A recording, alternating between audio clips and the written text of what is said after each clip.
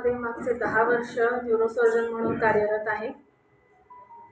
मध्ये एक 2-3 महिन्यासाठी मी काम करू शकत नव्हते, परंतु पेशंटचे रेग्युलर मला फोन यायला लागले की मॅडम आपण इतके वर्ष तुम्ही सेवा देता आहात, इतके वर्ष अनेक पेशंट आणि त्यांचे परिवार जोडले गेलेले आहेत. असं असताना आम्ही तुम्हाला कुठं भेटायचं, आपण कुठं काम करतो ह्याच्यापेक्षा आपण रेग्युलर काम करतो का नाही आणि पेशंटला आपण सेवा योग्य देतो का नाही हे अधिक महत्त्वाचं असतं. त्या दृष्टीने मी माझी OPDची सेवा इथं चालू केलेली आहे. महापौर बंगला जो आहे त्याच्या अपोजिट OPD मी चालू केलेली आहे. त्याचं नाव न्यूरो लाईफ असं आहे. एक न्यूरोसर्जन म्हणून मेंदूचे विकार, मणक्याचे विकार, मेंदूतील गाठी अशा सर्व प्रकारांचे उपचार मी करते. मग सर्जिकली आणि मेडिकली दोन्हीही मी ते करते आहे.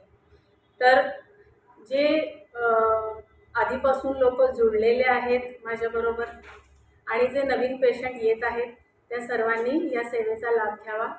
पेशंटची सेवा मला अखंडित करता यावी या उद्देशाने ही OPD मी चालू केली. एक न्यूरोसर्जन म्हणून मेंदू आणि मणक्याच्या सर्व आजारांवर मी उपचार करते. मग ते सर्जिकली आणि मेडिकली दोन्ही उपचार केले जातात. त्यामुळे सर्जनकडे यायचं म्हणजे 100% ऑपरेशनच लागणार असं नसतं. कुणीही सर्जन पहिल्यांदा ऑपरेशन टाळण्याची कोशिश करत असतो. ऑपरेशन हा प्रत्येक गोष्टीचा शेवटचा उपाय असतो, पण आवश्यकता असली तर तो योग्य निर्णय आपल्याला योग्य वेळी घ्यावा लागतो. OPDचं टायमिंग हे 12 ते 6 पर्यंत असणार आहे. मेंदू आणि मणक्याच्या शस्त्रक्रियांचे अनेक प्रकार आहेत.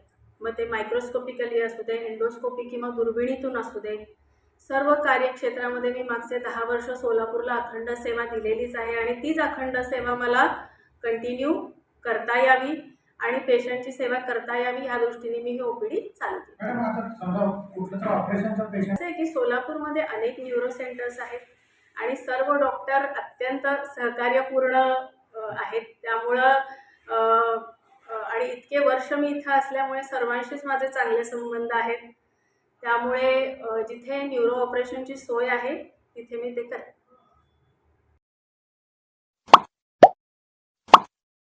Like, subscribe, click on the bell.